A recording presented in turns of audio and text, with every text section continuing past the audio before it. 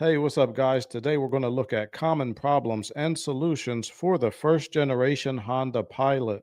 Here are the timestamps in case you want to skip to a specific problem. You don't have to watch the whole video. All I ask is that you hit the like button on the way out.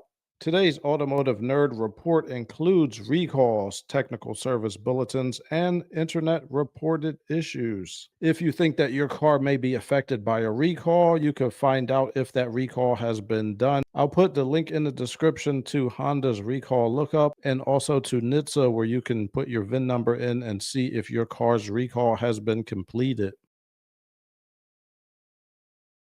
Common problem number one affects Honda Pilot years from 2003 to 2004. These years had problems with the transmission. There was a recall, and what they did was there was a revision made to the oil cooler return line, and it helped increase lubrication to the second gear. So this recall happened over 20 years ago, so it's probably already been done by now. If you want, you can put your VIN number in and check to make sure that this recall has been done. You could put your VIN number in that VIN checker to make sure that the recall has been performed. So if you're buying a used Honda Pilot, make sure that your mechanic performs a pre-purchase inspection, and that includes a nice long test drive.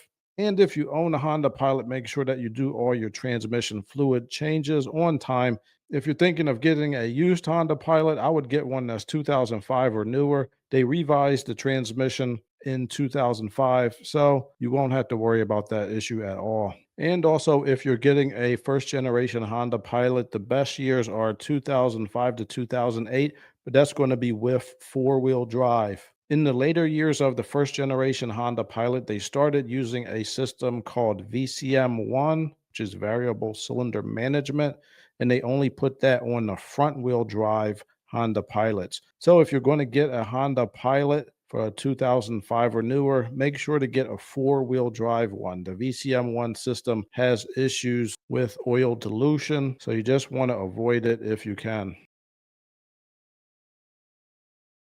Common problem number two, recalls for the airbag. This is going to affect all years for the first generation Honda Pilot, and that's 2003 to 2008. If you go on NHTSA.com, you'll see a whole bunch of recalls related to these Takata airbags. If you have more questions, you could call the Honda customer service at 888-234-2138. Some people have been injured by these airbags. You definitely want to do a VIN check for this issue if you own a Honda Pilot or if you are thinking of buying one. Common problem number three, water leaking into the interior of the vehicle. There are several spots where water could leak in. I'll put some videos in the description showing you different places where it could leak. The first one is it could be leaking from the front windshield. So for this one is a video from Dan Junk 625 where he found a water leak by putting a water hose on the outside of the front windshield and at the same time check on the inside of the vehicle to see where any of the water comes in. I'll put a link to his video in the description if you want to check that out. The second one is from a channel called Dewaye Danejah. He found debris clogging up one of the drain areas behind the passenger side mud flap. So what happens is there are drain hoses from the cowl, like where your windshield wipers are. Once water accumulates there, it's supposed to drain through those drain tubes. And he found that there was debris blocking this drain tube that is behind the passenger side mud flap. So you want to make sure that that area is nice and clean. So if it's clogged up here, water will start to come inside of the vehicle on the passenger side. And there are lots of electronics over there and you don't want them to get wet. So I'll link his video in the description as well. Another source of potential leaks is from the sunroof. The sunroof also has those little drains that go through the car. Now those drains can get clogged up. So what you want to do if you have a Honda Pilot or any used vehicle with a sunroof, make sure that those sunroof drains are clear and cleaned out. You can blow compressed air into those, or you could also buy one of these sunroof drain tools. They sell them on Amazon or Walmart or wherever you want to get one. And they are actually made for this purpose. So you could push that tool into the drains to make sure that they're cleared out. And if you're thinking of buying a used Honda Pilot, I would recommend getting one without a sunroof. It can't leak if it's not there in the first place. When you're used car shopping, if you absolutely have to get a used vehicle with a sunroof, make sure that the carpet is not damp. Make sure that there are no water stains. And like I said, avoid sunroofs if possible. Common problem number 4 is excessive rust from the rear subframe area. I didn't see any recalls or TSBs on this. There was one on the Honda CRV, but I didn't see one for the Honda Pilot, unfortunately. So this is a repair you're going to have to fix on your own.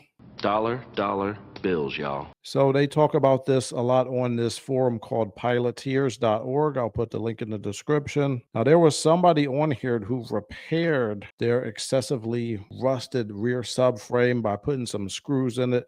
I would not recommend that. If you find that your Honda Pilot is excessively rusty and it looks like it's coming apart, take it to a body shop. It may need to be welded. They'll be able to give you an estimate to let you know if it's even worth repairing. Sometimes older vehicles get so rusty that it's really no point in repairing them. And if you're shopping for a used Honda Pilot, make sure to have a mechanic inspect the vehicle before you buy it. And you could tell him to make sure to look at the rear subframe to make sure that it's not all rusty. If you own a Honda Pilot, especially in the rust belt, make sure to wash it often.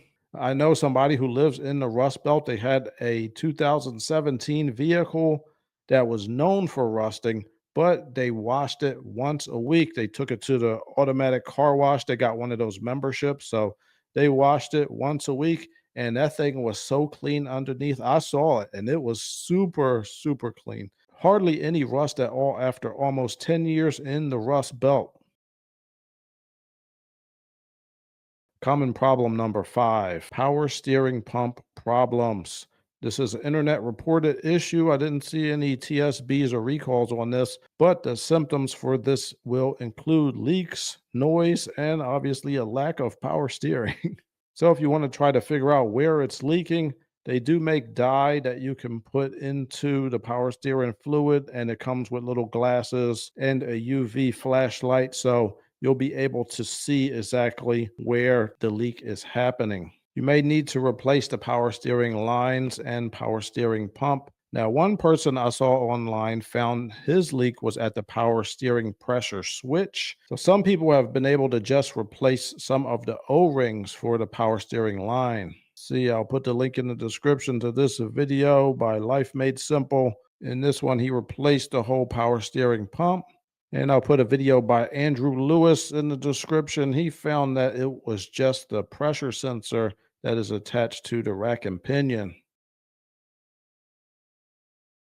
Common problem number 6. This one is a recall for the low beam headlight. The terminal ends can melt within the wiring harness connector, and then the low beam headlights will become inoperative. And this recall affects years 2003 to 2005. This was on NHSTA.com. I found this recall. And here is the service bulletin in case you want to check that out. If you're having any problems with your low beam headlights, this recall was probably done years ago, but just in case, here is the information. And just like the other recalls, you could put your VIN in the recall checker and make sure that you are okay. Common problem number 7. There was a recall for the ignition lock cylinder affecting years 2003 to 2004. Once again, you want to utilize the recall checker. Make sure that recall has been done. So that's all I got for you today. Thank you for watching. If there are any common problems that I've missed, please put them in the comments and also put how you fixed it, because common problems have common solutions. Thank you for tuning in and have a good one.